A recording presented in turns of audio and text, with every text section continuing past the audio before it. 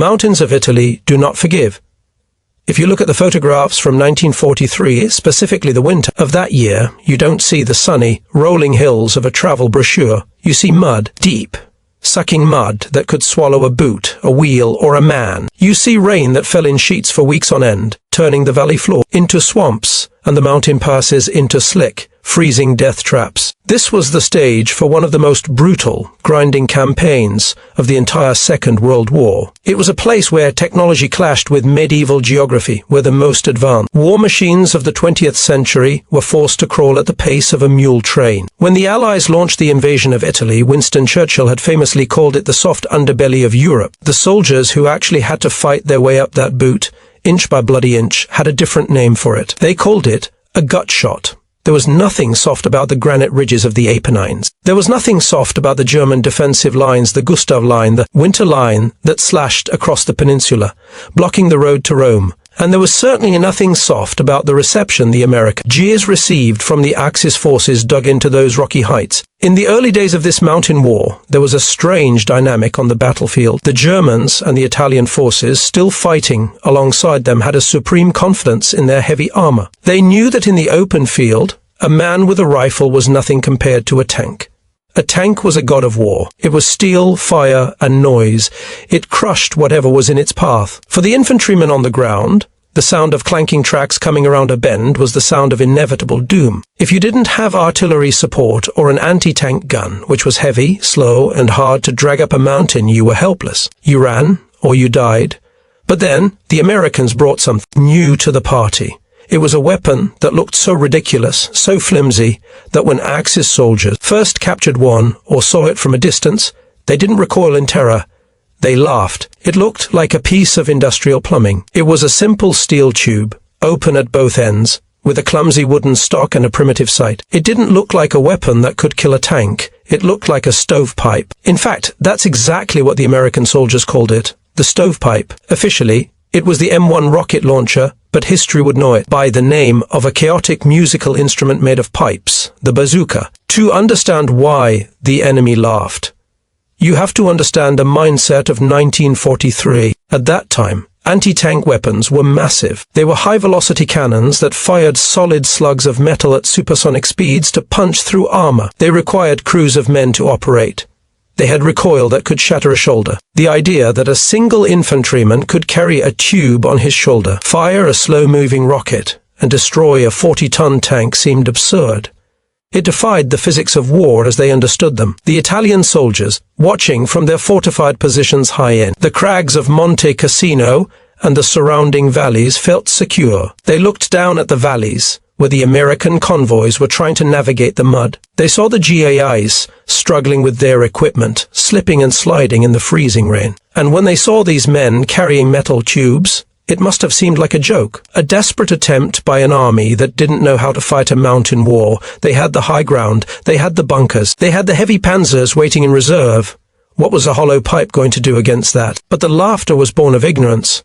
They didn't know what was inside the warhead of that rocket. They didn't know about the shaped charge, a cone of emptiness inside the explosive that focused the blast into a needle of molten copper moving at 25,000 feet per second. They didn't realize that the stovepipe didn't need velocity to kill. It carried its own punch. It was a dragon in a tin can. The story of how this weapon arrived in the mud of Italy is a story of desperation. The US Army knew it had a problem. As they pushed into North Africa and then Sicily, they saw that their infantry was vulnerable. The German tanks were getting thicker armor, bigger guns. The standard anti-tank rifles were bouncing off them like pebbles. The towed anti-tank guns were too slow to keep up with the infantry, especially in rough terrain. They needed a miracle. They needed something a soldier could carry on his back that hit like a howitzer. The development was rushed. It was chaotic. When the first batches of bazookas were shipped to the front, most of the soldiers issuing them had never fired one. There were no instruction manuals. In some cases, the troops didn't even know which end the rocket went in. There are stories of soldiers in the early days firing the weapon and getting burned by the backblast because nobody told them to check behind them. This initial clumsiness only fueled the enemy's contempt. Imagine watching your opponent set fire to his own uniform while trying to figure out his new toy. It reinforced the idea that the Americans were amateurs, relying on gadgets they didn't understand. So, As the winter of 1943 closed in, a dangerous arrogance settled over the Axis line. They believed the mountains were impenetrable. They believed the weather was their ally. And they believed the American infantryman was toothless against their armor. This overconfidence was a trap. It lured them into a false sense of security. They would park their tanks in places they thought were safe. They would establish machine gun nests in stone farmhouses, thinking the thick walls made them invincible. They watched the Americans struggling up the slopes of the Liri Valley, heading toward the brooding shadow of Monte Cassino, and they thought they had already won. The geography of the Cassino front cannot be overstated. It was a nightmare. The Liri Valley is essentially a corridor with mountains on both sides, and right at the end blocking. The exit, like a cork in a bottle, is the town of Cassino and the massive monastery hill above it. To get to Rome, the Allies had to go through that valley. There was no other way. The Germans knew it, and they turned the entire area into a kill zone. Every inch of the valley floor was sighted by artillery. Every ridge was honeycombed with bunkers. They flooded the marshes to force American tanks onto the roads, where they became sitting ducks for the dreaded German 88 guns. In this environment, the war became personal. It wasn't about massive fleet maneuvers or sweeping air raids anymore. It was about a squad of men trying to take a single farmhouse. It was about crossing a river under fire. It was about climbing a hill where the enemy could see you, but you couldn't see them. And in close quarters fighting like this, the rules of engagement changed. The tanks couldn't always support the infantry. The artillery couldn't always fire for fear of hitting their own men. The American GI was often on his own, face to face with the enemy. This is where the skepticism of the Italian and German defenders began to falter, though they didn't admit it yet. They started to notice something. When they sent a tank to clear out an American position, sometimes that tank didn't come back. Sometimes there would be a strange whoosh sound, a trail of smoke, and then a catastrophic explosion. But the reports were inconsistent. The weapon was silent until it was fired. There was no muzzle flash like a gun. It was a ghost weapon. The psychological impact of the terrain played a huge role here. The mountains amplify sound. An explosion in the valley echoes for seconds, rolling like thunder. The constant shelling meant that nerves were frayed to the breaking point. The defenders at Monte Cassino were living in caves and dugouts, cold, hungry, and constantly under bombardment, but they held on because they believed in the strength of their position. They looked at the ruins of the town below and felt like kings of the castle. They saw the Americans throwing themselves against the Gustav Line and getting slaughtered. But down in the mud, the Americans were learning. They were adapting. The GIs were figuring out the quirks of the bazooka. They learned that the batteries in the handle froze in the Italian winter, so they started keeping them in their armpits to keep them warm until the moment of firing. They learned that the weapon gave away their position with a massive cloud of smoke, so they developed shoot and scoot tactics, fire one round and run like hell before the enemy machine guns zeroed in. They were becoming hunters. The stage was set for a confrontation that would change the perception of infantry warfare forever. The target was the Gustav Line, anchored by Monte Cassino. The prize was Rome. The obstacle was the most fortified defensive belt in Europe. And the wild card was this laughed-at, stovepipe-looking tube that was slowly being distributed to every platoon in the American army. The Mockery from the Axis lines was about to encounter reality. There is a specific kind of horror that comes when a weapon you have dismissed as a toy suddenly tears through your defenses. It's the shock of the new, the realization that the rules have changed and you didn't get the memo. The Italian soldiers, often equipped with older weaponry and relying on the Germans for heavy support, were particularly vulnerable to this shift. They had been told the Americans were soft. They had been told their technology was mass-produced junk. As the Battle of Monte Cassino approached a battle that would rage for months and consume tens of thousands of lives, the bazooka was about to have its trial by fire. The Americans were bringing it up the slopes. They were dragging crates of rockets through the freezing rain, slipping in the mud, cursing the weight, cursing the cold, cursing the war. They didn't know if the weapon would work as advertised. Many of them were just as skeptical as the enemy. They felt naked carrying a tube of sheet metal against a Tiger tank. But war has a way of stripping away illusions. The soft underbelly myth had died on the beaches of Salerno. The idea of a quick war had died in the mud of the winter line. Now, the myth of the invincible tank was about to die too. The laughter that echoed in the bunkers and pillboxes of the Axis line was the laughter of men who thought they understood the battlefield. They were looking at the war through the lens of 1940, where armor was king. They didn't see the future coming up the hill. The tension in the air was palpable. You can imagine the scene in the foxholes, the rain drumming on helmets, the smell of wet wool and cordite, the waiting. The soldiers on both sides knew something big was coming.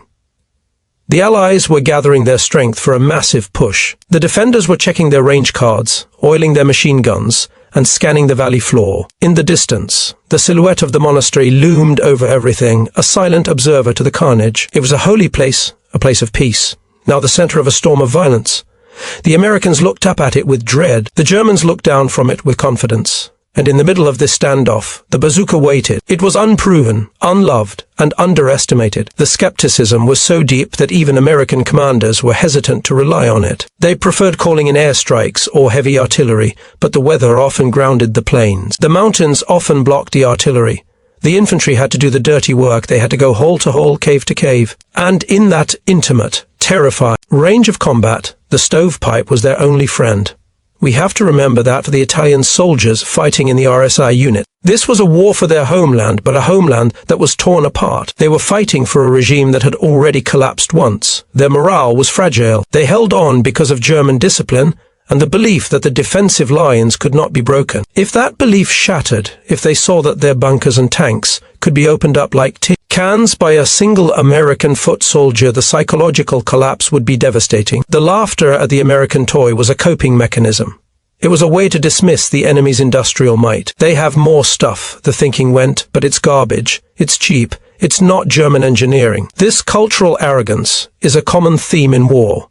You underestimate the enemy's innovation because you look down on their culture. The Axis viewed the Americans as culturally inferior, a mongrel nation without the warrior tradition of Europe. They assumed American weapons would be loud, flashy, and ineffective. So, as the first major assaults on the Casino Massif began, the bazooka was a punchline. American prisoners captured in skirmishes were sometimes asked about the plumbing they carried. The interrogators grinned. They tapped the thin metal of the tube and shook their heads. They didn't confiscate them with the same urgency they took machine guns. It was just another piece of American junk. But the Battle of Monte Cassino was not going to be fought with jokes. It was going to be fought with fire. And as the Americans clawed their way closer to the monastery, moving through the town of Cassino house by house, ruin by ruin, the range closed. The battles weren't happening at a kilometer anymore. They were happening at 50 yards, 30 yards, 10 yards. This was the bazooka's kill zone. This was where the stovepipe stopped being a curiosity and started being a killer. The stage was set. The actors were in place. The tragedy was about to unfold, and the sound of laughter in the Italian mountains was about to be replaced by the roar of shaped charges and the screams of burning metal. The American soldier was done being the underdog. He was bringing the fire to the mountain. As we move into the heart of this story, we have to look closely at the specific moments where the tide turned. We need to see the look on the face of a tank commander who realizes too late that the infantryman standing up in the rubble isn't holding a rifle. We needed to feel the shockwave that rattled the teeth of the defenders when they realized their stone walls offered no protection against this new chemistry of destruction. The introduction is over. The background is set. The mud is deep, the night is cold, and the fuse is lit. The laughter is about to stop. The laughter died the first time a Panzer IV turned a corner in the shattered outskirts of Cassino and exploded from the inside out. It didn't hit a mine. It wasn't struck by a heavy artillery shell hurtling down from the mountains. There was just a soft whoosh from a pile of rubble 20 yards away, a streak of smoke that looked like a lazy firework. And then the massive steel beast shuddered. To the Italian infantryman marching in the tank's shadow, it made no sense. There was no crack of a high-velocity gun. The tank's armor wasn't dented or smashed inward by brute force. It looked, for a split second, completely untouched. But inside, physics was doing something horrific. This is the moment the war in Italy changed, not on a map, but in the minds of the men fighting it. The American soldier, the amateur, had stopped running. He was standing his ground in the mud, holding a plumbing pipe, and he was killing the unkillable. To understand the sheer shock of this, we have to look at what happened in that split second of impact. The bazooka fired a warhead that used the Monroe effect, a principle that had been a laboratory curiosity for years, but had rarely been used in combat. Inside the nose of the rocket was a cone of copper, facing backward into the explosive. When the warhead hit the tank, the explosive detonated, But it didn't just blow outward. It focused all that energy into collapsing that copper cone. It turned the metal into a jet of superplastic liquid moving at 25,000 feet per second. This jet didn't smash through the armor, it washed through it. It moved through solid steel the way a high-pressure water hose moves through soft mud. It punched a hole no wider than your thumb, spraying molten metal and sparling fragments of the tank's own interior armor into the crew compartment. It was a blowtorch that could reach through 3 inches of plate steel. The fuel lit up, the ammunition cooked off. The tank didn't just break, it became a crematorium. And outside, the Italian soldiers who had been so confident moments ago froze. The god of war was dead, killed by a ghost. The fighting in Cassino Town was where the bazooka truly found its calling, and where the Mockery turned into a deep, abiding paranoia. Cassino wasn't a battlefield. It was a graveyard of buildings. The bombing had reduced the stone houses to jagged piles of masonry. The streets were gone, replaced by craters filled with freezing water. In this landscape, tanks were blind. They couldn't elevate their guns high enough to hit the upper floors of ruined buildings. They couldn't turn their turrets without hitting a wall. They needed infantry to protect them. But the American GIs had figured something out. The bazooka wasn't just for tanks. The manual said it was an anti-tank weapon, but the soldiers in the field tossed the manual into the mud. They realized that if a shaped charge could punch through a Panzer, it could certainly punch through a brick wall. There is a story, often retold in various forms by veterans of the 34th Infantry Division, about a German machine gun nest located in the basement of a fortified farmhouse. These stone farmhouses in Italy were centuries old, with walls 2 feet thick. They were natural fortresses. The Americans had been pounding this particular house with rifle fire and grenades for hours, but they couldn't get close. The Germans were cutting them to pieces. In the old days, meaning 6 months ago, they would have had to wait for a tank or call in an airstrike, which might take hours or never come at all. Instead, a GI crawled through a drainage ditch, dragging his stovepipe through the slime. He popped up behind a stone wall, took aim at the corner of the farmhouse and fired. The rocket slammed into the masonry. It didn't blow the house down. It drilled a hole right through the rock and sprayed the interior with high-pressure death. The machine gun stopped firing instantly. The Americans stormed the building and found the defenders not just dead, but bewildered. They hadn't been killed by the blast wave. They had been neutralized by the sudden, violent intrusion of a weapon they thought couldn't hurt them. This improvisation spread like a virus through the Allied lines. Soldiers started using bazookas to mouse hole through buildings, blowing holes in interior walls so they could move from room to room without exposing themselves to the street. They used them to snap telegraph poles to block roads. They used them against sniper nests in church towers. The toy had become the skeleton key to the Italian front. The Germans, to their credit, were faster to understand what was happening than their Italian counterparts. While the Italians were still reeling from the shock, the German Wehrmacht technical experts were scrambling. They captured several American bazookas in North Africa and early in the Italian campaign. But instead of laughing, they took them back to Berlin. They dissected them. They realized the genius of the simple design. They saw that the Americans had solved the problem of portable anti-tank warfare with a $10 tube and a rocket. In a twist of irony that the GIs would have appreciated, the Germans didn't just respect the bazooka, they copied it. They took the design, made the tube bigger from 60 millimeters to 88 millimeters, and created the Panzer or tank terror. The very fact that the mighty German war machine, which prided itself on superior engineering, had to reverse engineer an American stovepipe, proved that the laughter was gone. They were terrified. They knew that if the Americans swarmed over the mountains with thousands of these things, the age of the Panzer was in danger. But back in the Liri Valley, below the monastery, the weapon still had major flaws. We have to be honest about the history. It wasn't a magic wand. It was finicky, dangerous, and temperamental. The propellant in the early rockets was sensitive to temperature. In the freezing Italian winter, the powder would sometimes burn unpredictably. A soldier would pull the trigger, and the rocket would simply fizzle and plop out of the end of the tube, landing a few feet away like a dud firecracker. You can imagine the heart-stopping terror of that moment, staring down a Tiger tank, pulling the trigger, and having your weapon literally spit at your feet. Then there was the wire. The firing mechanism used 2 small batteries in the wooden stock and a wire connecting to the rocket. If the contacts were wet, and in Italy, everything was wet, it wouldn't fire. G spent half their time scraping rust off the contacts with pocket knives, praying the circuit would complete when they needed it. And the sights. They were a joke, a piece of bent metal. To hit a moving tank at 100 yards required more instinct than aim. You had to lead the target, account for the drop of the slow-moving rocket, and hope the wind didn't catch the large fins. Despite these flaws, the psychological effect on the enemy was devastating. The Italian soldiers defending the Gustav Line began to fear the rubble. Before, a pile of rocks was just a pile of rocks. Now, any pile of rocks could be hiding a bazooka team.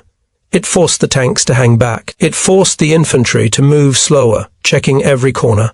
It slowed the German counterattacks to a crawl. The blitzkrieg tactics of fast-moving armor didn't work when every infantryman potentially had a cannon in his pocket. One of the most intense engagements happened during the battles for the snake-like ravines around the monastery. The Germans attempted a counterattack with assault guns low profile, turretless tanks designed to support infantry. They moved up a narrow track, confident that the steep terrain protected their flanks. They assumed the Americans were dug in on the ridgeline, too far away to do damage with small arms. A platoon of the U.S. 36th Infantry Division was waiting. They had set up a kill zone. They didn't open fire with machine guns. They waited. The discipline required to let a tank roar within 30 yards of your face without twitching is unimaginable. The ground shakes. The noise is deafening. The smell of diesel exhaust fills your lungs. But they waited. When the lead vehicle hit the designated mark, 3 bazookas fired simultaneously from 3 different angles. The lead assault gun was hit in the tracks and the engine block. It slewed sideways, blocking the narrow road. The column was trapped.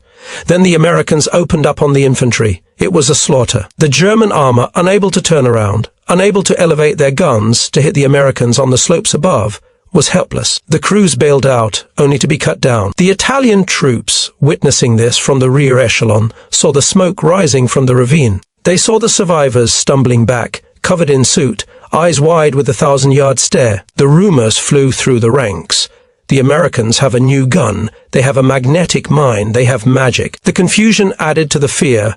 The randomness of the bazooka, the fact that it could come from anywhere, at any time, broke the feeling of invincibility that the Axis forces had cultivated. It's interesting to note that the bazooka also changed the relationship between the American GI and his own officers. In the early days, high-ranking generals like Leslie McNair had been skeptical of the weapon, favoring towed anti-tank guns. But the sergeants and privates on the ground knew better.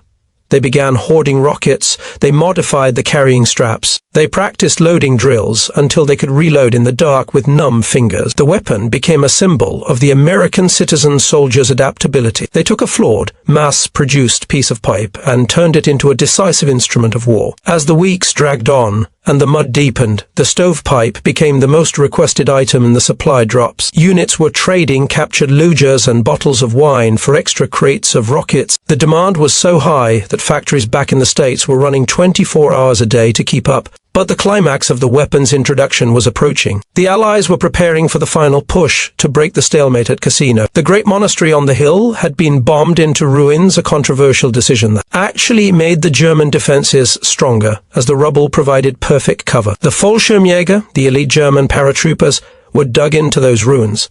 They were the best soldiers the Reich had. They weren't going to run. The Americans knew that to take the hill, they would have to root them out one by one, and they knew the tanks couldn't get up there. It was going to be a war of infantry against infantry, grenade against grenade, and in that vertical, twisted landscape of broken stone, the bazooka was going to be the difference maker. The Italian soldiers who remained in the line were exhausted. They were cold. And now they were looking over their shoulders. The laughter was a distant memory. Every time they saw a shadowy figure pop up from a crater, they flinched. Was it a rifleman, or was it the tube? The suspense was corrosive. It ate away at their discipline. They stopped trusting their armor. They stopped trusting their bunkers. There is a recorded interrogation of an Axis prisoner from this period. He was asked why his unit surrendered when they still had ammunition. He replied, "We saw the tank burn. We saw the hole in the turret. If you can kill the tank, what will you do to us?" That is the power of the weapon. It didn't just kill the machine. It killed the enemy's will to fight. As Part 2 draws to a close, we find the American army poised for the final assault. The element of surprise regarding the bazooka is gone, but it has been replaced by something better, the element of terror. The weapon is no longer a joke. It is a proven killer. But the hardest fight is yet to come. The ruins of Monte Cassino are waiting. The elite paratroopers are waiting, and the GEs are checking their batteries, scraping the rust off the wires, and sliding those fat, heavy rockets into the tubes. The stage is set for the final confrontation. The soft underbelly has developed claws, and up on the mountain, amidst the shattered stones of the abbey, the defenders are watching. The valley floor, knowing that the next time they see a puff of smoke, it won't be a mistake, it will be the end. The laughter is gone. Now, there is only the waiting for the fire. The climb to the climax is about to begin. The final act of this tragedy began in the mist. It was May 1944. The spring had finally come to Italy, but it didn't bring warmth. It brought a strange, suffocating fog that clung to the valleys and the mountain peaks. Operation Diadem, the massive Allied assault to finally break the Gustav Line, kicked off with an artillery barrage that some veterans said was louder than El Alamein. The sky tore open, but down on the ground, amidst the deafening roar, the real work was being done by small groups of men crawling upward, dragging their steel tubes through the poppy fields and the shattered olive groves. The defenders on the heights, the remnants of the Italian units and the hardened German paratroopers knew this was the end game. They were dug into the rubble of the monastery so deeply that they were practically part of the geology. They had survived months of bombing. They had repelled assault after assault, but as they looked down into the smoke, they realized the Americans weren't fighting the same way anymore. They weren't charging in human waves. They were moving like water, seeping into the cracks of the defenses, bringing their portable artillery with them. The laughter that had echoed in the bunkers the previous winter was now a cold, hard knot in the stomach. The bazooka teams were moving with the rifle squads, acting as mobile demolition crews. When a German machine gun opened up from a cave mouth, the American infantry didn't pin down and wait for a radio call. They suppressed the fire, and then a runner would sprint forward, kneel, and whoosh. The cave would go silent. The speed of the violence was terrifying. The climax of this confrontation happened in the tangled wreckage of the town of Cassino itself, at the foot of the mountain. The town was no longer a town. It was a moonscape of jagged walls and water-filled craters. The Germans had turned the Hotel Continental, or what was left of it, into a fortress. They had tanks buried in the rubble, using them as stationary pillboxes. This was the ultimate test. A buried tank is nearly impossible to kill. You can't hit its tracks. You can't hit its engine. You have to hit the turret, the thickest part of the armor, right in the face. An American squad from the 34th Division found themselves pinned down by one of these steel monsters. The Panzer was hidden behind a collapsed wall, firing through a narrow slit. It dominated the street. Every time a GI moved, a high explosive shell slammed into the masonry, showering them with deadly stone splinters. The lieutenant was dead. The radio was broken. They were cut off. In the old logic of war, this was checkmate. They should have surrendered or died, but a corporal, a kid from the Midwest who had probably been fixing tractors 2 years ago, crawled through the basement of a ruined bakery. He had his bazooka, but only 2 rockets left. He couldn't attack from the front. The tank's machine gun would cut him in half. He had to get above it. He climbed the shaky remnants of a staircase, the wood groaning under his weight, stepping over debris, his heart hammering against his ribs like a trapped bird. He got to the 2nd floor, which was missing its roof and 2 walls. He looked down. Through a gap in the floorboards, he could see the top of the German tank's turret. The commander's hatch was open, just a crack for ventilation. The arrogance was still there, you see. The tank crew felt safe inside their steel shell. They didn't think anyone could get that close. The corporal didn't aim for the armor. He aimed for the weak spot. He angled the tube down, whispered a prayer, and squeezed the trigger. The backblast kicked up a cloud of plaster dust that blinded him, but he didn't need to see. The rocket struck the top of the turret. The shaped charge didn't just penetrate, it injected a stream of molten copper directly into the fighting compartment. The ammunition inside detonated. The turret of the 40-ton tank was lifted off its ring by the force of the explosion, flipping into the air like a coin before crashing down into the street. The beast was dead. Silence rushed back into the street, heavier than the noise. The surviving German infantry, seeing their invincible anchor destroyed by a single man in a ruined bedroom, broke. They pulled back. This scene played out hundreds of times across the front. The bazooka was systematically dismantling the spine of the Axis defense. Up on the mountain, the situation was even more desperate. The Polish Corps was fighting to take the monastery heights, while the British and Americans pushed up the Liri Valley. The link-up was crucial. The Americans had to clear the valley road, Highway 6, to let the armor flow through to Rome. But the road was blocked by the terrified remnants of the Italian defensive line, who were now seeing American tanks advancing not alone, but surrounded by infantry with bazookas. This combined arms approach was the final nail in the coffin. If the Axis infantry tried to attack the American tanks, the American infantry would blast them. If the Axis tanks tried to attack the American infantry, the American tank would engage them, or worse, the infantry would hit them with the stovepipes. There was no good move left. The laughter had been replaced by a feeling of utter suffocation. When the monastery finally fell, it wasn't to a storm of rockets, but the rockets had cleared the way. The Germans, realizing they were about to be encircled, pulled out. They abandoned the Gustav Line. The retreat began. And it was during this retreat that the full psychological impact of the American toy became visible. As the Allied columns moved forward, passing the burned-out hulks of German and Italian armor, they noticed something strange. Many of the vehicles hadn't been destroyed by catastrophic explosions. They had been abandoned. Perfectly good tanks, trucks, and assault guns left by the side of the road. The crews had simply walked away. Why? Because they knew that in the narrow mountain roads, they were sitting in metal coffins. They knew that around every bend, behind every rock, an American could be waiting with a bazooka. The fear of the weapon was more effective than the weapon itself. The retreat to Rome was a rout. The soft underbelly had proven to be a jaw of steel, and the bazooka was one of the sharpest teeth. But the story doesn't end with the taking of Rome. The legacy of those laughing Italian soldiers echoes into the future. They had made the classic mistake of the old world confronting the new. They judged a book by its cover. They judged a weapon by its lack of elegance. The bazooka was ugly.